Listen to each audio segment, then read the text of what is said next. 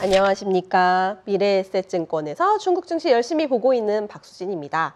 자, 이제 코로나도 중국에서 웬만한 거 다 풀렸고요. 강화했던 것들이 다 완화로 풀렸고, 그러면 이제 그 이후의 시나리오는 어떻게 될 것인가를 좀 생각해 봤을 때 가장 중요한 이벤트, 2023년 춘절이 약 한 달 정도 남았습니다. 그래서 2023년 춘절은 어떨까? 이전과 다를까? 라고 하는 주제를 준비해 봤는데요. 지난주에 발표된 중국의 통화 지표죠. M2, M1, M0 같은 이제 중국의 통화 지표라든지 신규 위안화 대출이라든지 사회융자 총액이라든지 이런 금융 지표들이 발표가 되었는데요. 사실 뭐 여러 가지 지표들이 있었지만 제가 주목했던 거는 M2 증가율이었습니다. 그래서 우선은 M2 증가율 자체는 올해 들어서 꾸준히 돈을 풀었기 때문에 12.4% 증가를 또 전년 동기 대비 12.4%라는 숫자가 나왔고요. 그런데 사실 저는 이것도 이제 꾸준히 늘어나는 거는 중요하지만 그래도 실물 경제에서 쓰이고 있는 M1이라는 이제 통화에 대해서 약간 미묘한 생각이 좀 들었어요. 자, 이렇게 M2는 증가하고 있는데 M1이 이렇게 계속 옆으로 우하향하고 있다고? 그럼 역시나 실물 경제에서 돈을 풀어도 안 돌고 있다는 얘기네 거든요. 그렇기 때문에 이 부분을 좀 주목을 해서 보았고요. 인민은행, 중앙은행에서 통화를 찍어서 발행하는 것들도 꾸준히 계속 늘어나고 있다라는 점을 봤을 때 역시나 실물 경제 돈이 안 돌고 있구나를 봤고요. 그럼 그 돈이 안 돌고 있는 그 부분들은 어떻게 됐을까? 자, 시장에서 보면은 중국인들이 지금 현재 상황이 어떻겠어요? 지금은 좀 봉쇄가 풀렸다라고 해도 올해 내내 봉쇄를 했다가 다시 풀었다가 봉쇄를 했다가 다시 풀었다가 내가 다니던 공장이 닫혔다가 다시 운행을 잠깐 했다가 또 다시 닫혔다가 이런 것들이 올해 내내 반복이 됐을 거란 말이죠. 그러니까 마음이 불안하니까 지금 내가 소비에 쓰려고 하는 마음보다는 내 상황이 어떻게 될지 모르니 이 돈들을 무조건 생기는 대로 저축을 하자. 라는 의지가 조금 더 강했던 것 같습니다. 그래서 이 지표는 인민은행에서 분기마다 발표하는 주요 통계인데요. 그래서 저축을 하려는 의지는 계속적으로 절반 이상 이제 내 돈을 쓸 수 있는 의지를 100으로 봤을 때 그중에 50%가 넘는 부분들을 다 저축을 해야 되고 투자는 뭐 말할 것도 없겠죠. 이번에 뭐 올해 시장도 안 좋았기 때문에 그리고 소비하려는 의지는 오히려 조금 더 계속 줄어들고 있다라는 점이 이 통화지표와 연결해서 봤을 때 아, 중국인들의 마인드, 지금 심리 상태, 소비 심리 상태에 또는 어떤 마음이 불안한지 이런 것들을 좀 알 수 있었던 것 같아요.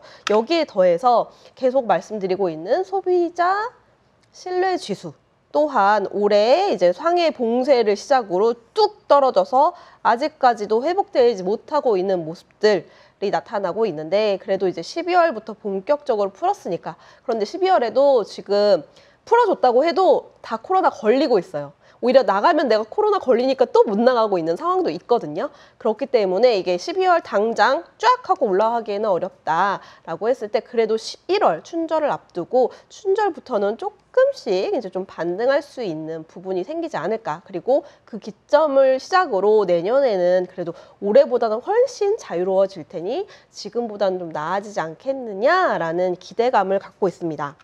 자, 코로나 방역이 완화된 이후에 오히려 중국은 혼란과 혼돈이 더 펼쳐지고 있습니다. 이거는 저희가 예전에 얘기했던 시나리오대로 가고 있는 거예요. 집단 감염의 수순으로 가는 거고요. 이거는 이제 어쩔 수 없는 것 같아요. 계속적으로 이제 활동을 하면 할수록 이 코로나는 더 퍼질 수밖에 없는데 그래도 오미크론 증상은 감기니까 감기약 먹고 우리 이겨낼 수 있어. 감기약과 해열제 집에다 잘 구비해 놓고 증상이 나타나면 약 먹어 이겨낼 수 있어 라고 계속 얘기를 하고 있거든요. 그래도 좀 불안한 부분들은 있죠. 지금 보시면 북경 지역을 중심으로 여기 서쪽이랑 북쪽 지역에 코로나 확산세가 굉장히 커져가고 있고요. 아마 최대치를 예상해 놓은 그림인데 아마 이제 12월과 1월 이제 점점 내려갈 거거든요. 그래서 1월까지도 조금 코로나 확산세가 더욱더 퍼질 수밖에 없다. 그래도 지금 이렇게 퍼져도 춘절이라든지 이런 걸 앞두고 계속적으로 봉쇄 완화, 아예 더 풀어주고 있는 부분들은 유의미하다라고 보시면 좋을 것 같고요. 오른쪽 지표도 보시면 이거는 각 지역별로 이제 우리가 열날 때 네이버에서 열나요, 코로나 증상 이런 거 찾아보듯이 중국인들도 바이두에 열나요, 발열 이런 걸로 이제 검색을 해봤던 발열 검색 지수예요. 그래서 각 지역별로 어느 지역에서 발열 검색 수가 많았나를 이제 뭐 경쟁하듯이 이렇게 좀 올라왔던 건데 쭉 최근 들어서 12월 달 들어서 쫙 올라오는 거 보이시죠? 보시면 북경 지역이나 허베이성 여기랑 마저 떨어지거든요. 여기서 이제 발열에 대한 검색 수가 많아졌다라는 점이 조금 더 코로나 확산세가 여기부터 시작이 쫙 되고 있구나. 그리고 12월, 1월 지나가면 우리도 이제 겪어봤지만 한번 쫙 그 1차 대유행이 한번 지나고 나면 또 다시 줄어들면서 약간 안정화, 또 2차 대유행 한번 왔다가 이런 식으로 점점 줄어들면서 안정화를 찾아가는 추세이기 때문에 이 구간은 어쩔 수 없다, 필연적이다. 하지만 더 중요한 거는 그럼에도 불구하고 중국이 제로 코로나로 다시 선회하지 않는다는 것이 중요하다라고 보시면 좋을 것 같고요. 그래도 이제 이번 춘절에는 고향에 가고 싶다, 우린 갈 거다라고 하는 의지들이 굉장히 많이 나타나고 있습니다. 이제 거기에 앞서서 중국도 이제 각 지역별로 다닐 수 있는 부분들, 뭐 다니면서 우리 이제 QR코드 찍었던 것들 다 확인을 폐지를 시켜줬어요. 그러면 이제 중국 내 이동은 다 자유로워진 거거든요. PCR 검사 확인하는 것도 이미 그전부터 조금씩 취소했다가 그래도 지역 간 이동 시에는 필요했지만 이것도 이제 필요 없어 라고 얘기를 한 거고요. 이제 거기에 더해서 홍콩과 중국 본토 간 이동 제한도 완화가 되었습니다. 이거 굉장히 중요한 이슈인 것 같아요.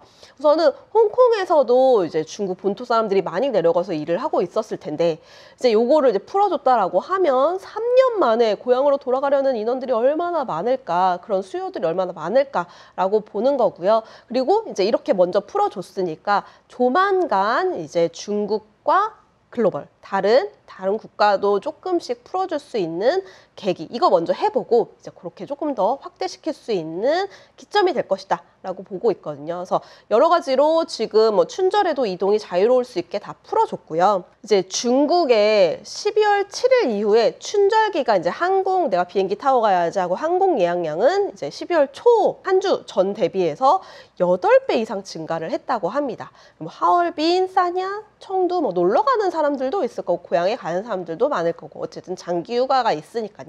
그래서 최근에 2020년 이후에 못 갔던 수요가 굉장히 폭발적으로 증가할 것으로 예상을 하고 있고 아마 이제 계속 2020년 이후에는 저희가 이제 춘절 이동량이라든지 주요 뭐 국경절 이동량이라든지 이런 것들을 꼭 2019년 대비해서 비교를 했었거든요. 왜냐하면 코로나 이후에는 뭐 이렇게 제대로 그럴 집계나든지 이런 게 숫자가 나올 리가 만무하니까. 그런데 이제 아마도 이번 숫자 자체는 2019년을 거의 근접하거나 그 이상으로 뛰어넘을 수도 있지 않을까라고 예상을 하고 있고 어쨌든 최근 3년간 춘절 기간 중에서도 그 이동량이라든지 소비 욕구는 최고치를 기록할 것으로 예상을 하고 있습니다. 자, 여기에 더해서 어제 저녁 따끈따끈하게 나온 뉴스인데요. 12월 14일 저녁에 나온 이제 뉴스입니다. 자, 중국의 중장기 전략으로 우리 내수 확대가 반드시 필요하다. 이제 중국의 공산당, 국무원 이제 다 연합해서 발표한 정책입니다. 2023년까지 그리고 당장이라도 지금 가장 필요한 것은 무엇이다? 이제 코로나 풀었으니까 망가진 경기 살려야 되는 거잖아요. 망가진 경제를 무조건 살려야 되는 게 시진핑 3임기 첫 번째 책무 의무이기 때문에 이제 여기에 필요한 건 내수 확대 정책, 소비 진작 정책이다라고 봤을 때 이게 이제 나오고 있습니다. 아마 이제 먼저 이렇게 크게 발표를 했기 때문에 아마 오늘부터라도 각 부처별로 소비 촉진을 위한 다양한 정책들이 저는 쏟아질 것이라고 예상을 하고 있는데 우선은 큰 그림만 그렸을 때는 뭐 이 정도로 보시면 좋을 것 같아요.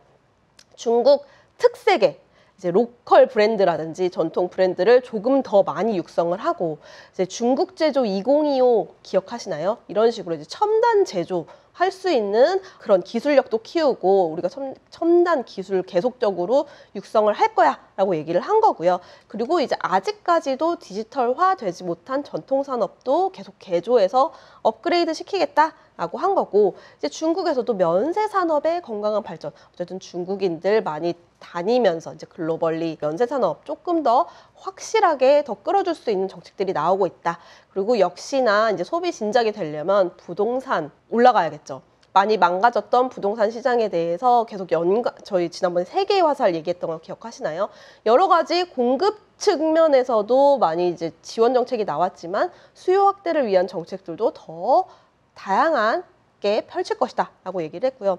자, 이제 이런 것들 다 냈는데 아까 보셨죠? 저축 많이 해놓고 왜 저축을 많이 했냐? 내 고용이 불안하고 내 상황이 불안하기 때문인데 이제 이런 것들을 보장을 해줘야 된다. 고용이 불안하지 않도록 해야 되고 정년도 연장시켜야 되는 거고 이제 일하는 만큼 지금보다 조금 더 보수도 많이 좀 늘려줘야 된다라고 하는 부분들도 언급을 했기 때문에 또 이런 부분들을 발판 삼아서 내년부터는 소비의 환경과 질이 적어도 올해보다는 좋아지지 않을까라고 예상을 하고 있습니다.